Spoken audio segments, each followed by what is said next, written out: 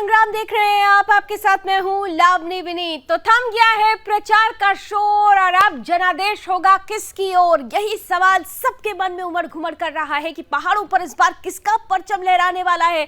मेरे पीछे चल रही वीडियो वॉल में आप देख सकते हैं वो तमाम तस्वीरें जिसमें प्रचार की ताकत में भारतीय जनता पार्टी ने इस गर्मजोशी के साथ ऊर्जा और ऊष्मा भरी है, जिससे वो बार बार ये कह रही है कि इस बार रिवाज बदलना है, सरकार नहीं, राज नहीं, क्योंकि परंपरा ये चलती आई है 1985 से लेकर लगातार 5 सालों में एक बार कांग्रेस एक बार बीजेपी की सरकार पहाड़ों पर नजर आई है। लेकिन इस बार हिमाचल की देवभूमि में जिस तरीके की परिस्थिति बनी हुई है, उस परिस्थिति को देखते हुए कांग्रेस ने भी प्रचार की कमान में धार दी और उस तलवार के साथ जिस तरह से प्रियंका गांधी चुनावी मैदान में उतरी और कहा गया कि परंपरा जारी रहेगी, ऐसे में ये लग रहा है कि इस बार हिमाचल का चुनाव बहुत दिलचस्प होने वाला है। चुनाव का शोर, प्रचार का शोर, चुनावी प्रचार का शोर तो थक गया है, लेकिन अब डोर टू डोर कैंपेन की बारी है और अब जब 12 नवंबर को जनादेश तय कर देगा कि हिमाचल का सिरमौर कौन होगा, तो इसी के साथ ये पता चल जाएगा कि इस बार रिवाज वर्सेस सरकार जिसका नारा लगातार दिया गया, उसमें कौन किस पर भारी पड़ा है। लेकिन इन सब के बीच सबसे महत्वपूर्ण इसलिए आम आदमी पार्टी का जिक्र करना भी हो जाता है क्योंकि हिमाचल के चुनाव में आम आदमी पार्टी की एंट्री ने इस चुनाव को और दिलचस्प बना दिया है। दिलचस्प और दिलचस्पी के साथ ये रंग कहां लेकर जा रहा है हिमाचल को, आज इसी पर करेंगे हम खुलकर चर्चा। हमारे साथ ग्राउंड से भी आज विशेष अतिथि जुड़ने वाले हैं जो इस वक्त हिमाचल में ही उपस्थित हैं। हम आज के मेहमानों से भी आपका परिचय कराएंगे, लेकिन सबसे पहले आइए देख लेते हैं वो रिपोर्ट जो ये बता रही है कि किस ओर जनादेश।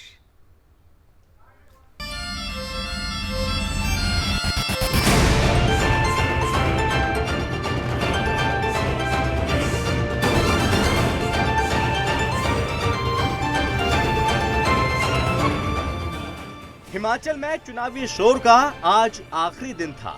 गुरुवार शाम से चुनावी शोर का 1-0 में विलीन हो गया। राजनीतिक दलों ने अपने अपने हिस्से के दावे और वादों की बौछार लगा दी। हिमाचल के दुर्ग को जीतने के लिए राजनीतिक दलों ने प्रचार के आखिरी दिन में अपनी पूरी ताकत झोंक दी। बीजेपी से लेकर कांग्रेस तक के स्टार प्रचारक मैदान में थे। बीजेपी की ओर से केंद्रीय गृह मंत्री अमित शाह, राष्ट्रीय अध्यक्ष जेपी नड्डा, वित्त मंत्री निर्मला सीतारमण, सीएम जयराम ठाकुर, केंद्रीय मंत्री अनुराग ठाकुर और कट्टर हिंदुत्व के चेहरे योगी आदित्यनाथ भी मैदान में थे। तो वहीं कांग्रेस की ओर से प्रियंका गांधी और भूपेश बघेल बैटिंग कर रहे थे। इस पूरे चुनावी समर में ओपीएस और रोजगार का मुद्दा हावी रहा, जहां एक और कांग्रेस ने हिमाचल की सत्ता को हथियाने के लिए ओपीएस और रोजगार का दांव खेला है। आम आदमी पार्टी ने दिल्ली के विकास मॉडल का, तो वहीं बीजेपी ने रोजगार के साथ यूसीसी का भी कार्ड चल दिया। हिमाचल में 1985 के बाद से कोई भी पार्टी लगातार दूसरी बार सत्ता में नहीं आ पाई। यहाँ की जनता 1985 के बाद से कांग्रेस और बीजेपी को बारी बारी से चुनती आई है और ऐसे में बीजेपी के सामने दोबारा सत्ता में आने के साथ साथ इस ट्रेंड को बदलने की भी चुनौती है। तो वही कांग्रेस वीरभद्र सिंह की विरासत और बदलाव के इतिहास के सहारे एक बार फिर से सत्ता में आना चाहती है। तो वही दिल्ली के मॉडल के सहारे आम आदमी पार्टी मुकाबले को त्रिकोणीय बना रही है। बहरहाल अब देखना बड़ा दिलचस्प होगा कि क्या बीजेपी अपने डबल इंजन के विकास और यूसीसी कार्ड से हिमाचल का दुर्ग जीतने में कामयाब होती है या फिर हिमाचल की जनता बदलाव के इतिहास को फिर से दोहराती है। Bureau report, Sudarshan news.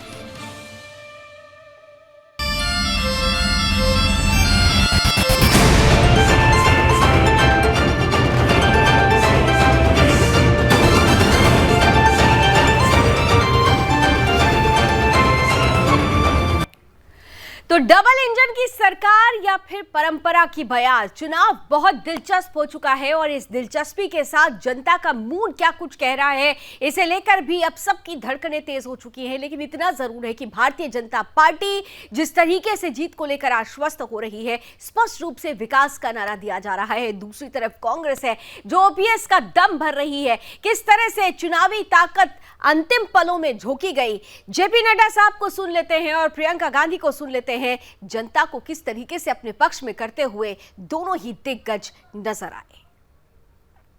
2015 में मोदी जी ने हमें कीरतपुर से लेकर के ले तक की रेलवे लाइन की कैबिनेट कमेटी ऑन सिक्योरिटी से क्लियरेंस दिला दी। 2017 तक वीरभद्र की सरकार रही, डबल इंजन सिंगल इंजन हो गया, इंजन डाउन हो गया हिमाचल। 2017 तक कागज नहीं बने, जमीन हस्तांतरित नहीं हुई, रेल की पटरी नहीं बिछी। 2017 में जयराम ठाकुर आए, कागज तैयार हुए, किसानों को कंपनसेशन मिला, पटरी लगाने का टेंडर हो गया। 2024 तक रेल बिलासपुर तक पहुंच जाएगी। नौजवानों, एक बात समझ लो अच्छी तरह से, इस देश में रोजगार आता कहां से है? आता कहां से? सबसे पहले तो पीएसयू से आता था। क्या थी पीएसयू?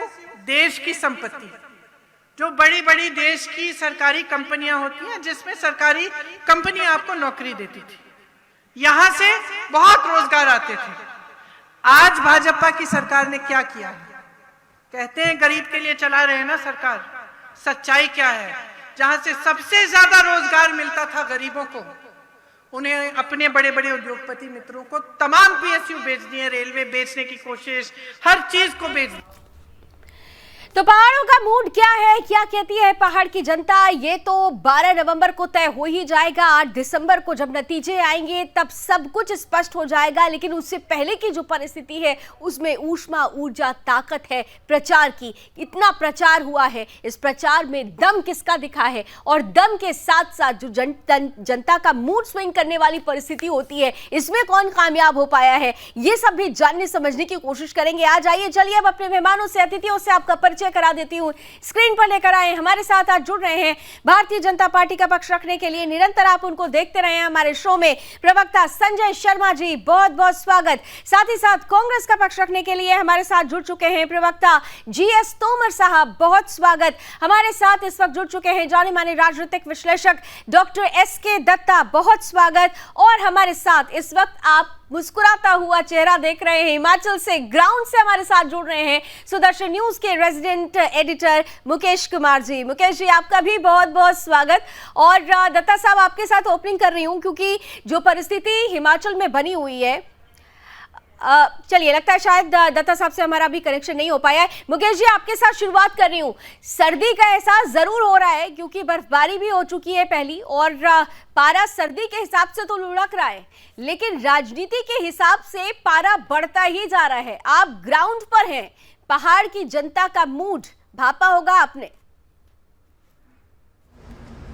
बिल्कुल लावनी, कल 6 डिग्री टेम्परेचर के बीच में जब मैं कवर कर रहा था अनुराग ठाकुर जी को, तो उस समय महसूस हुआ, जब तक हम लोग इंतजार कर रहे थे तब तक तो ठंडक महसूस हो रही थी, लेकिन जैसे ही उनका आगमन हुआ उसके बाद सियासी पारा जिस तरीके से चढ़ा, तो वो सियासी पारा कहें जो आज चुनाव प्रचार खत्म होने तक जारी है वहाँ पे, और जब तक रिजल्ट नहीं आ जाते 8 दिसंबर को, तब तक ये सियासी पारा जो है वहाँ पे जारी रहेगा। तो कह सकता है कि बर्फबारी के बीच में सियासी पारा ने जो हिमाचल प्रदेश है वहाँ की गर्मी को बढ़ा के रखा है, तापमान को बढ़ा के रखा है। लेकिन अगर आप कहें टक्कर, जिसलिए हम लोग गए थे ग्राउंड पे ये देखने के लिए कि वास्तव में स्थिति क्या है, जिस तरीके से बीजेपी कह रही है कि रिवाज को बदलना है, फिर से जो एक बार बीजेपी एक बार कांग्रेस का जो रिवाज चलता आ रहा है 85 से, उस रिवाज को तोड़ने में बीजेपी कितना सफल हो रही है, या बीजेपी ने जो कैंपेन चलाया था इस रिवाज को तोड़ने के लिए, इस रिवाज को बदलने के लिए, वो कैंपेन कितना कामयाब हुआ है, और इस कैंपेन को चुनौती देते हुए कांग्रेस ने जो अपना कैंपेन शुरू किया था उसमें कितना ठोस है उनका कैंपेन, ये भी देखने को मिला। लेकिन अगर मैं ग्राउंड की बात लावनी करूं तो मैं करीब 30 कंस्टिट्यूएंसी में गया था इस 4-5 दिन के दौरान। मैं 30 कंस्टिट्यूएंसी में होकर के आया हूं, और 30 कंस्टिट्यूएंसी का अगर आप हाल बताएं तो टक्कर जो है कांग्रेस और बीजेपी के बीच में बहुत कड़ी टक्कर है। और अगर आप कहें कि एज अगर है तो बीजेपी को एज मिलता हुआ नजर आ रहा है, और उसके पीछे जो मुख्य वजह है वो रिवाज बदलने तो अलग बात है, लेकिन मुझे लग रहा है कि जो डबल इंजन की जो सरकार है केंद्र में, मोदी सरकार, और यहाँ पे जयराम ठाकुर की जो सरकार है, तो डबल इंजन सरकार का फायदा जो है वहां पर जनता इस बात को महसूस कर रही है, क्योंकि आप जहां भी हिमाचल प्रदेश में जाएंगे आपको चारों तरफ जो है एक विकास और खासतौर पे केंद्र की जितनी भी योजनाएं हैं उसको जयराम ठाकुर की सरकार ने हिमाचल प्रदेश में जितनी अच्छी तरीके से इम्प्लीमेंट किया है और इसके अलावा जो राज्य सरकार की जो योजनाएं हैं उसको जितने अच्छे तरीके से वहां पर इम्प्लीमेंट किया गया है तो वो देखने में आ रहा है वहां पे और जनता का रिएक्शन। कह रहे हैं और संजय जी मुस्कुरा रहे हैं। आप जो बातें कह रहे हैं उसे सुनकर संजय जी मुस्कुरा रहे हैं। संजय जी, आपके लिए तो ये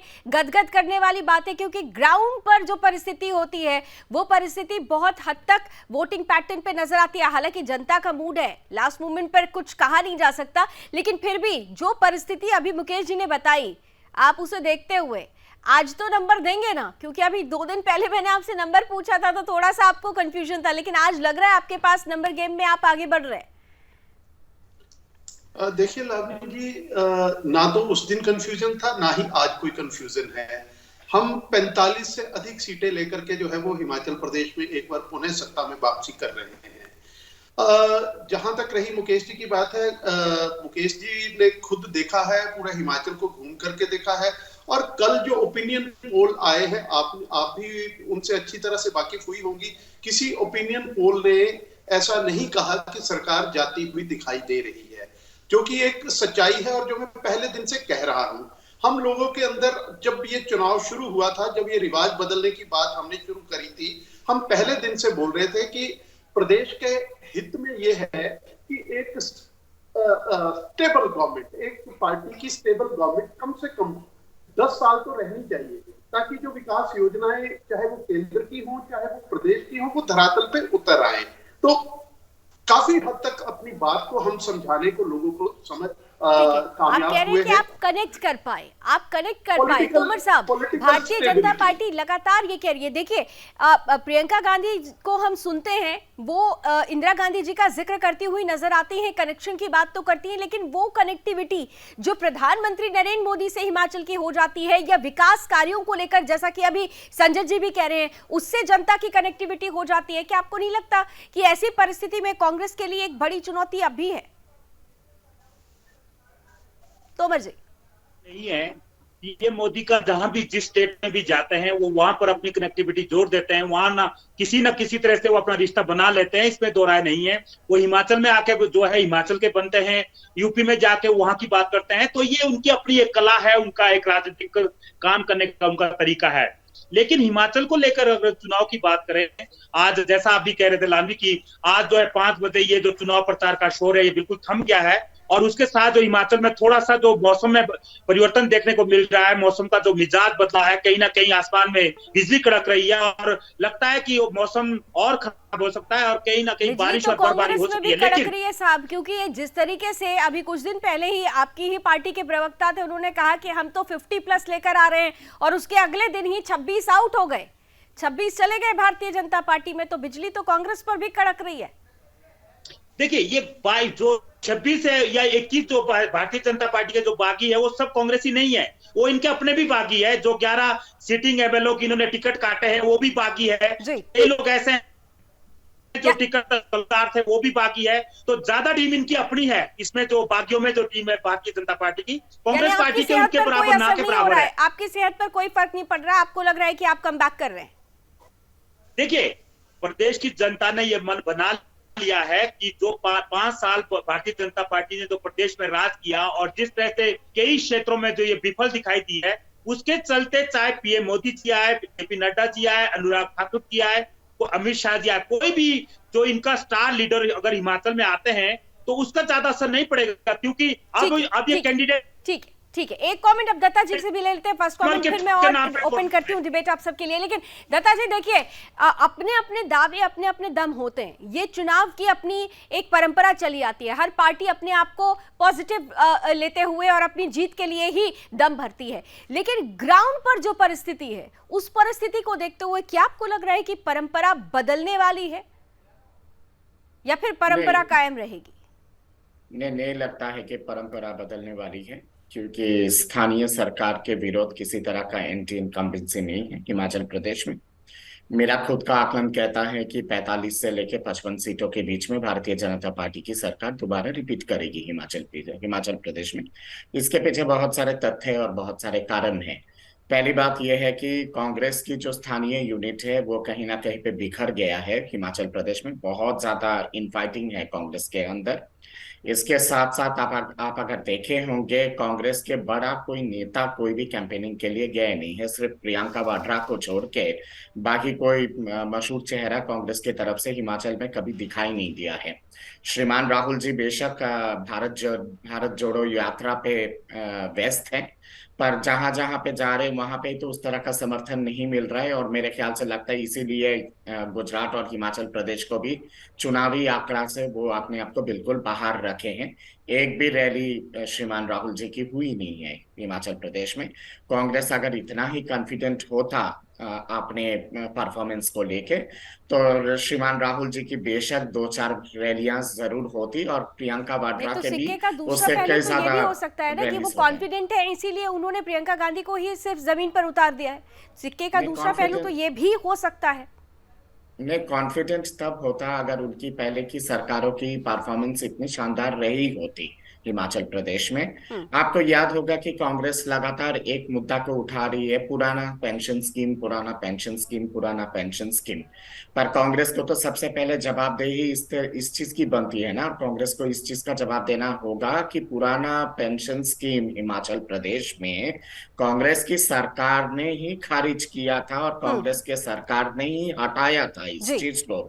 तो उसके बाद जो चीज आपने खुद हटाए हैं और वही मुद्दा को आप दोबारा लेके आ रहे हो और कह रहे कि भाजपा ने क्यों नहीं पुराना पेंशन स्कीम लाया नहीं है। इस तरह के फिर आपके सेफ वालों की मुद्दा है, जो एप्पल ग्रोवर्स की मुद्दा है, वो भी कहीं ना कहीं पे कांग्रेस की तरफ से जिस तरह की... यानी देखिए कहीं ना कहीं से मुकेश जी आपके पास आते हुए, क्योंकि दत्ता जी जो कह रहे हैं उस पॉइंट को थोड़ा आपसे समझते हुए आप ग्राउंड पर हैं, और फिर पॉलिटिकल बॉडीज जो हमारी मेहमान जुड़े हुए उनके पास जाएंगे, कि जब ओपीएस का मुद्दा आता है तो स्पष्ट रूप से कांग्रेस के पास एक हथियार, चुनावी औजार ओपीएस है, और ओपीएस को लेकर ही लगातार उन्होंने प्रचार किया। लेकिन भारतीय जनता पार्टी ने यूसीसी की भी बात की, वक्फ बोर्ड की भी बात कर दी, वक्फ संपत्तियों की स्क्रूटनी की भी बात कर दी, और अब तो उन्होंने ओपीएस को लेकर भी अपनी जो परिस्थिति है उसको क्लियर करने की कोशिश की है। तो क्या आपको लगता है कि कांग्रेस जिस ओपीएस को चुनावी औजार बना रही है, उस औजार में धार कम है यूसीसी के चुनावी औजार के आगे? मुकेश जी। निश्चित तौर पे ओपीएस जो है, ओल्ड पेंशन स्कीम जो है, ये एक बहुत जी बड़ा मुद्दा है वहाँ हिमाचल प्रदेश में। बिल्कुल जी, ओपीएस एक बड़ा मुद्दा है वहाँ पर हिमाचल प्रदेश में। लेकिन कांग्रेस जिस तरीके से इस मुद्दे को लेकर के आ रही है उसमें लोगों को विश्वास नहीं है, क्योंकि इस ओपीएस की स्कीम को इससे पहले भी कांग्रेस सरकार में रही है, अगर वो चाहती तो इसे ला सकती थी, और इस ओपीएस को हटाकर एनपीएस लाने का जो काम किसी ने किया था तो वो कांग्रेस ने किया था। तो इस बात को सब लोग जानते हैं। और एक चीज, एक तरफ कांग्रेस ये कह रही है कि हिमाचल प्रदेश में जो सरकार है उसने 72,000 करोड़ के घाटे में चल रही है, और जो जयराम ठाकुर की सरकार है उन्होंने हर एक जनता के ऊपर में कर्ज लाद दिया है। अगर ये ओपीएस सिस्टम लागू होता है तो 60,000 करोड़ का जो अतिरिक्त भार होगा खजाने पे, उसको वो किस तरीके से पाटेंगे या किस तरीके से मैनेजमेंट करेंगे, इस बात का कोई जवाब कांग्रेस के पास नहीं है। तो कांग्रेस इसको चुनावी मुद्दा इसलिए बना रही है क्योंकि कांग्रेस को ये पता है कि वो लौट के आ नहीं रही है, इसलिए केवल एक कहें जो डिस्टर्बिंग एलिमेंट की तरह जो है एक टॉपिक को हवा में उछाल दिया है, ताकि इस टॉपिक को लेकर के कुछ जो वोट है वो इसमें दिखे। और इसका फायदा निश्चित तौर पे ऐसा नहीं कह सकते हैं आप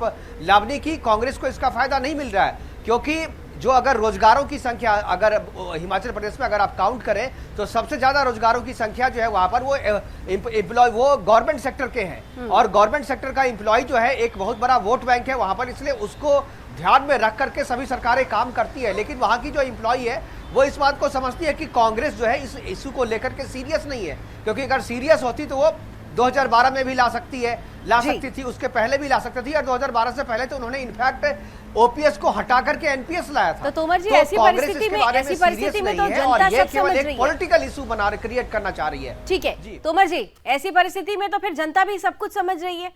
हिमाचल की जनता सीधी जरूर है, लेकिन सीधाई का वो अपना फायदा नहीं उठाने देंगे, वो भी परिस्थितियों को अब जानने समझने लगे हैं। लालवी देखिए, कांग्रेस पार्टी ने कोई ये फायदे के लिए मुद्दा नहीं उठाया हुआ। ये कर्मचारियों की लगातार मांग थी, और कर्मचारी तो प्रदेश की जयराम सरकार से सेक्रेटरीट के पास जाकर विरोध कर मुलाकात करके मांग कर रही थी कि आप इस ओपीएस को आराम से लागू कर दो, हमें कोई दिक्कत नहीं है। कर्मचारी तो ऐसे भी सरकार के साथ चलते हैं, चाहे वो भारतीय जनता पार्टी की हो या कांग्रेस पार्टी की हो। कांग्रेस ने इस मुद्दे को नहीं उछाला है। जो प्रदेश का जो 2003 के बाद का जो कर्मचारी है, उनकी ये मांग है कि अगर वो रिटायरमेंट पे घर जाते हैं, जब उनकी जॉब छूट जाएगी, तो जो एनपीएस का जो इंटरेस्ट मिल रहा है, नाम मात्र की सैलरी, उस पर उनका परिवार का पालन पोषण नहीं होगा।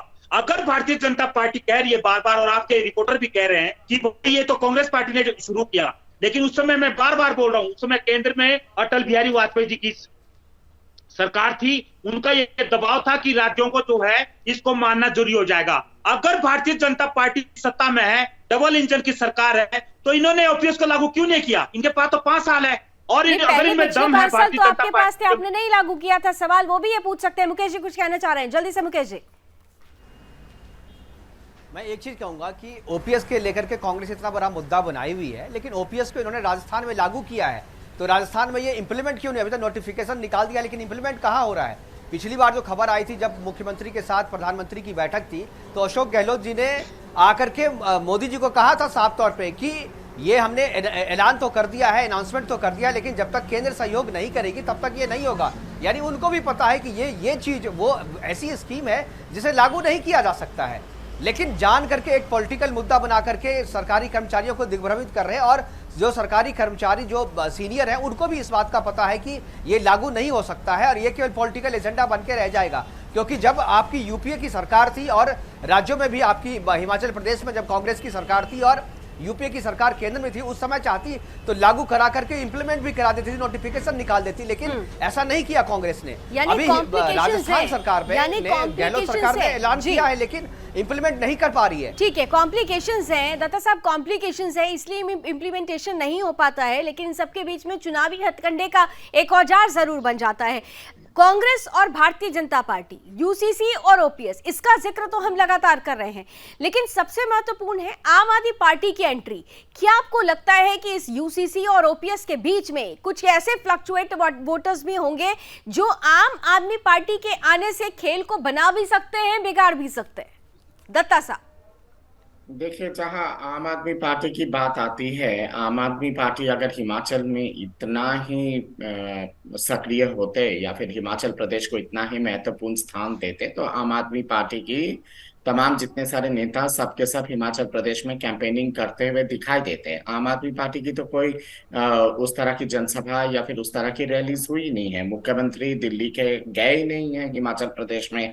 मनीष सिसोदिया कितने बार गए? नहीं गए हिमाचल प्रदेश पे। आम आदमी पार्टी ने तो शुरुआत में ही हार मान लिया। वो कहते हैं ना कि उनकी तरफ से तो कहा जा रहा है कि आप देखते जाइए क्या होगा, हम बहुत धीरे साइलेंट कैंपेन कर रहे हैं, जिसका जिक्र भी वो लगातार करते हुए नजर आए हैं। नहीं, साइलेंट कैंपेन कर रहे तो दोनों प्रदेश में साइलेंट कैंपेन कीजिए ना। गुजरात में इतना क्यों झूम झूम के चिल्ला रहे हैं और हिमाचल प्रदेश में बिल्कुल साइलेंट कैंपेन? ये किस तरह की चीजें हैं? ये जनता को या फिर वोटर को मूर्ख समझते हैं क्या? हकीकत और असल में सच्चाई ये है कि इनका वहां पे कोई वर्चस्व नहीं है हिमाचल प्रदेश में, ना ही इनको किसी तरह का वो मिला है जिसके चलते ये बिल्कुल हिमाचल से आउट हो गए हैं। ग्राउंड पर हैं, दत्ता साहब जो कह रहे हैं वो चीज आपने वहां पे क्या एक्सपीरियंस की? क्योंकि आम आदमी पार्टी कह रही है हम साइलेंट कैंपेन कर रहे हैं, देखते जाइए कि क्या होने वाला है।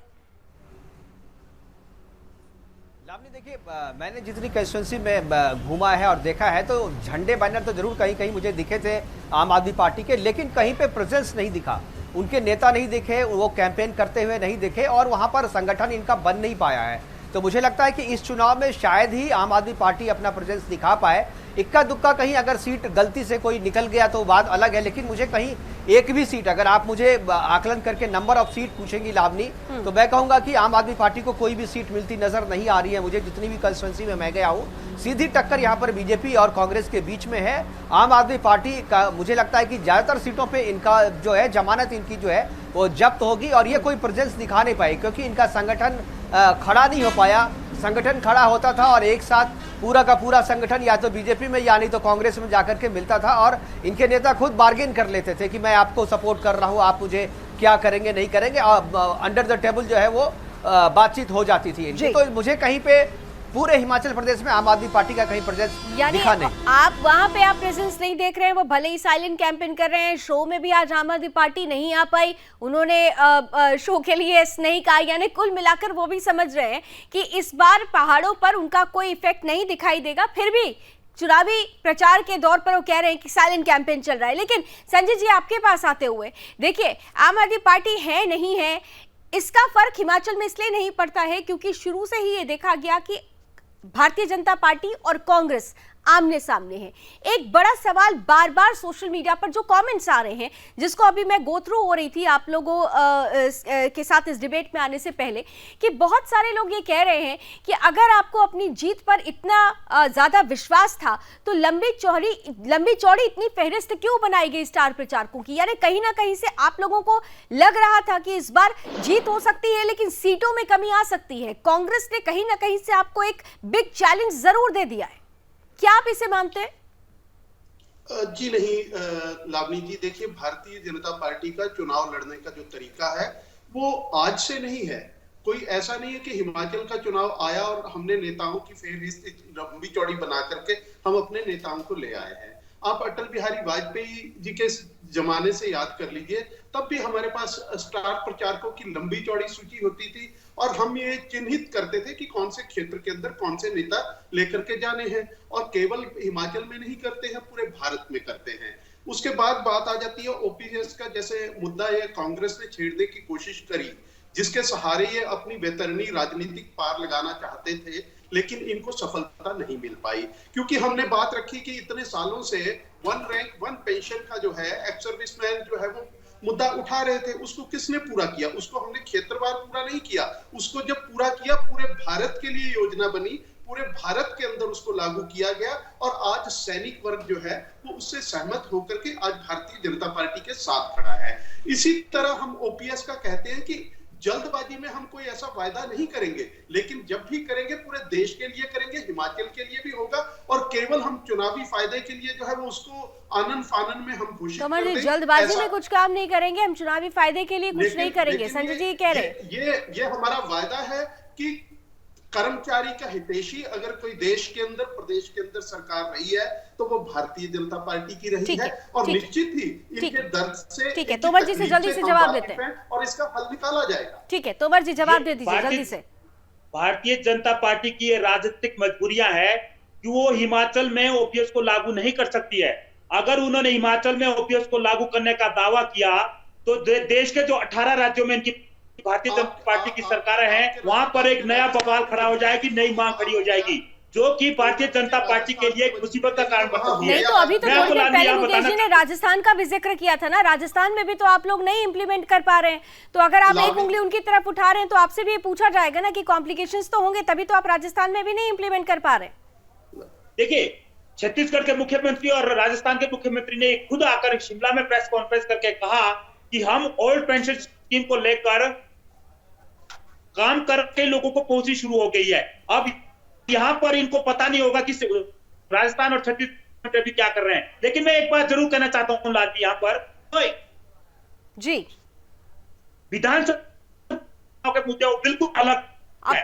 आवाज कट रही है तोमर जी, आ रही हूँ आपके पास, आपकी आवाज कट रही है आपकी। मुकेश जी, बहुत, क्योंकि हमारे पास आज समय की कुछ सीमाएं हैं, इसलिए हर पॉइंट पर मैं बात करना चाहती हूँ। यूसीसी को लेकर क्या हवा वहां दिखाई दे रही है? भारतीय जनता पार्टी ने मैनिफेस्टो में यूसीसी को नंबर 1 पर रखा था। बिल्कुल लावनी, यूसीसी को लेकर के बहुत अच्छी हवा है और लोग काफ़ी पॉजिटिव हैं। और यूसीसी, मुझे लगता है कि जिस तरीके से उत्तराखंड में आखिरी समय में यूसीसी का ऐलान करने के बाद चुनाव के नतीजे बदले थे, मुझे लगता है कि बीजेपी हिमाचल प्रदेश से भी यूसीसी को इंट्रोड्यूस किया है, जिस तरीके से उससे लेकर के एक माहौल बना है और इसका फायदा चुनाव में जरूर आएगा। लेकिन एक चीज और मैं यहाँ पर मेंशन कर दूं आपको। एक्चुअली मैं ये सवाल इसलिए आपसे पूछ रही हूँ क्योंकि कांग्रेस लगातार ये कह रही थी कि ये बेवजह का मुद्दा है। कि आपसे पूछ रही हूँ, आप ग्राउंड पे हैं, क्या हिमाचल को यूसीसी की जरूरत है? क्यों नहीं है, पूरे देश को जरूरत है। यूसीसी तो पूरे देश को जरूरत है, अब पूरे देश में लागू होना चाहिए, क्योंकि पूरे देश में एक साथ केंद्रीय कानून बनाकर के अगर इसको लागू किया जाएगा तो एक बवाल, जिस तरीके से कांग्रेस कर रही है, पूरे देश से बवाल करेगी।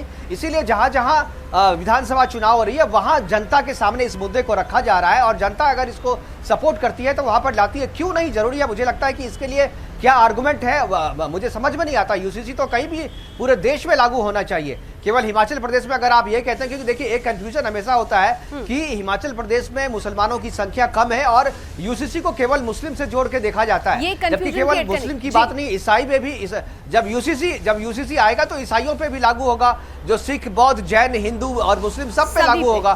तो सबके लिए यूनिफॉर्म सिविल कोड, चूंकि देश एक है तो विधान भी एक होना चाहिए, ये उस फार्मूले पे लागू होगा। ठीक है दत्ता साहब, यूसीसी का फायदा हो रहा है भारतीय जनता पार्टी को, दिख रहा है आपको? क्योंकि देखिए यूसीसी को केवल एक वर्ग से नहीं जोड़ा जा सकता, एक धर्म से नहीं जोड़ा जा सकता, लेकिन कांग्रेस जब भी आती है यूसीसी पर तो वो एक विशेष वर्ग की बात करने लगती है। कांग्रेस की तो नीति रही है शुरू से लेके आज तक कि धर्म के नाम पे और जात के नाम पे समाज को बांट दो, और 60 साल तक कांग्रेस ने यही नीति अपनाई है।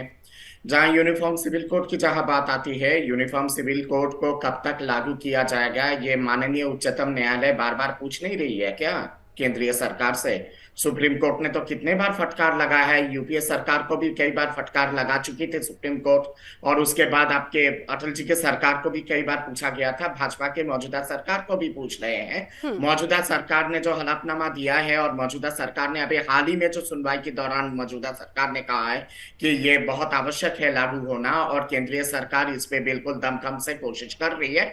ये पूरे भारत के परिपक्ष में है और यूनिफॉर्मिटी पूरे समाज में आएगा। ठीक है, पूरे भारत के पक्ष में, लेकिन हिमाचल में इस मुद्दे को लाकर क्या भारतीय जनता पार्टी को फायदा होने वाला है?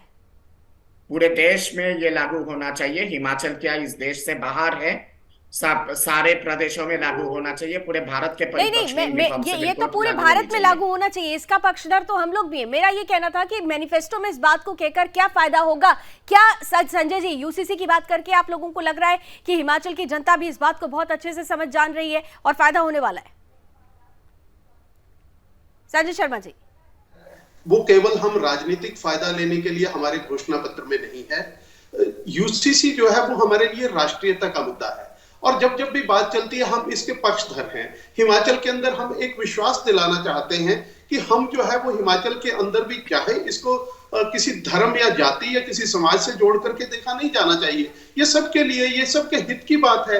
हम देश में भी करते हैं, हमने प्रदेश में भी करी। ठीक है, तो साहब जब सबके हित की बात है, राष्ट्रीयता की बात है, तो फिर इतना परहेज क्यों?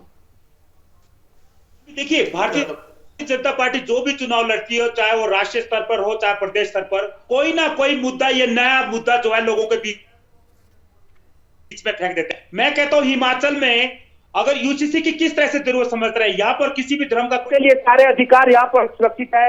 हम जो भी हिमाचल में रहते हैं, हमारी एक दूसरे का आदर सम्मान करते हैं, तो हमें लगता है कि हिमाचल में इस मुद्दे को लेकर कोई ना तो चर्चा हो रही है, ना कोई वोट मिलने वाला है। लेकिन जिन राज्यों में, देश के जिन राज्यों में इन चीजों की जरूरत है, वहां पे इम्प्लीमेंट नहीं कर पा रहे, लेकिन हिमाचल में लगा कर शुरू करके इस तरह की एक वोट बैंक आएगा, लोग जो है धर्म के नाम पर या किसी और की सोच के कारण पर जुड़ेंगे, ऐसा हिमाचल में होने वाला नहीं है। इसका मुद्दा बिल्कुल बेमानी है, और यहाँ पर जो हिमाचल में इस मुद्दे को लेकर कोई भी वोट नहीं करता है, इसको कोई चर्चा करता है, तो मेरा मानना यह है। बात है, दत्ता साहब भी कह रहे हैं, मुकेश जी ने भी कहा और संजय जी ने भी उंगली उठा रखी है कि जो नेशनल मुद्दा है उसको भी, जो पुराना मुद्दा है, जो नया नहीं है, उसके बावजूद भी आप कह रहे हैं नया मुद्दा आ गया है। आमने सामने है दत्ता जी और तोमर जी। तोमर जी जवाब दीजिए जल्दी से। एसके तोमर जी जवाब दीजिए, आपको नया मुद्दा क्यों लग रहा है ये? देखिए, हिमाचल जैसे स्टेट में संविधान में लिखा हुआ है, संविधान के क्लॉजेस में लिखा हुआ है कि भारत सरकार, आजाद भारत की सरकार यूनिफॉर्म सिविल कोड लागू करेंगे पूरे देश में। ठीक है तोमर जी जवाब दीजिए जल्दी से, समय की सीमा है। तोमर जी जल्दी से जवाब दीजिए। कहता आया है सुप्रीम कोर्ट कि यूनिफॉर्म सिविल कोड भारत देश में सभी धर्मों का सम्मान करने वाले लोगों के लिए इस तरह का शिगुफा फेंकना मुझे लगता है अपने आप में बेमानी है, क्योंकि हिमाचल में धर्म के आधार पर कोई लड़ता नहीं है। हिमाचल में धर्म के आधार पर किसी भी तरह की जो है वैचारिक मतभेद नहीं है। महिलाओं को यहाँ पर समान दृष्टि से समान अधिकार दिए जाते हैं। ऐसे में शिगुफा है। मुकेश जी आपके पास लास्ट कमेंट के साथ। तोमर जी के लिए तो शिगुफा, हालांकि उसके पहले संजय जी कुछ कहना चाह रहे हैं, फिर आ रही हूँ मुकेश जी बस आपके पास। संजय जी 20 सेकंड में जल्दी से। संजय जी 20 सेकंड बस जल्दी से। लावनी जी, मेरा कहना यही है कि कांग्रेस को हर मुद्दे से जो देश के हित में हो, प्रदेश के हित में हो, उससे प्रॉब्लम है। कांग्रेस को मोदी जी हिमाचल क्यों आते हैं, इससे भी दिक्कत है। कांग्रेस आज तक इस चीज का आकलन नहीं कर पाई कि 10 वर्ष से प्रियंका गांधी इन्होंने अपना घर हिमाचल में बना लिया, लेकिन यहाँ की जनता के साथ अपना कनेक्ट नहीं जोड़ पाए। ठीक है मुकेश जी, हर मुद्दे से प्रॉब्लम है भारतीय जनता पार्टी कह रही है, और जब नेशनैलिटी की बात आती है, जब राष्ट्रीयता की बात आती है और ऐसे मुद्दों की बात आती है तो किस तरीके की परिस्थिति बनती है हमने डिबेट में ही देख लिया। इसका इम्पैक्ट हिमाचल चुनाव पर बड़ा, जल्दी से लास्ट कमेंट सर। बिल्कुल बड़ा इम्पैक्ट तो होगा इसमें लाभनी, लेकिन मुझे लगता है जो कांग्रेस के प्रवक्ता यहाँ बैठे हुए शायद पार्टी की लाइन उन्हें पता नहीं है। पार्टी की लाइन इनकी यूसीसी पे है, यूसीसी को हिमाचल प्रदेश में सपोर्ट कर रही है कांग्रेस, लेकिन पता नहीं यहाँ के प्रवक्ता क्यों ऐसा कह रहे हैं। लेकिन बाय एंड लार्ज जो है यूसीसी को सपोर्ट किया है उन्होंने। मेरी बहुत सारे नेताओं से बातचीत हुई, उन्होंने कहा कि नहीं यूसीसी से मेरा विरोध नहीं है। तो मुझे लगता है कि कांग्रेस के भीतर में कंफ्यूजन है यूसीसी को लेकर के, और यूसीसी जो है किसी धर्म विशेष के खिलाफ नहीं है, ये देश के पक्ष में है। हर एक देश के नागरिकों के लिए एक समान आचार संहिता, इसमें गलती किसी को नहीं है होना चाहिए। बिल्कुल, तो ये कंफ्यूजन कहीं कांग्रेस के लिए प्रॉब्लम ना क्रिएट कर दे, इसलिए जरूरी था कि कंफ्यूजन भी दूर होना चाहिए। बहरहाल ज्यादा कंफ्यूजन हम नहीं क्रिएट करते हैं, क्योंकि सारे कंफ्यूजन्स जो है वो दूर कर देगी जनता 12 नवंबर को, जब चुनाव होने हैं। दिन भर से लगातार कवरेज सुदर्शन न्यूज पर आप देख सकते हैं, और 8 दिसंबर को जो नतीजे आएंगे वो आज की इस डिबेट की जो परिणति हो रही है, जो अंत हो रहा है, उसका बड़ा जवाब देते हुए नजर आएंगे। Thank you so much gentleman, आप सभी का हमारे साथ जुड़ने के लिए। समय की कुछ सीमाएं हैं, लेकिन इतना जरूर है, समय की सीमाओं में समय अब आ गया है वोटिंग का। काउंटडाउन शुरू हो चुका है, प्रचार का शोर थम चुका है, और इसी के साथ साथ अब पहाड़ों पर किसका दम दिखेगा ये तय करने वाली है हिमाचल प्रदेश की जनता। क्या होगा असर, कितना होगा असर, कौन होगा सिरमौर, सभी पर हमारी नजर बनी रहेगी। इसलिए सत्ता के महासंग्राम से जुड़ते रहिए और देश और दुनिया की तमाम खबरों के लिए देखते रहिए सुदर्शन न्यूज। जय हिंद।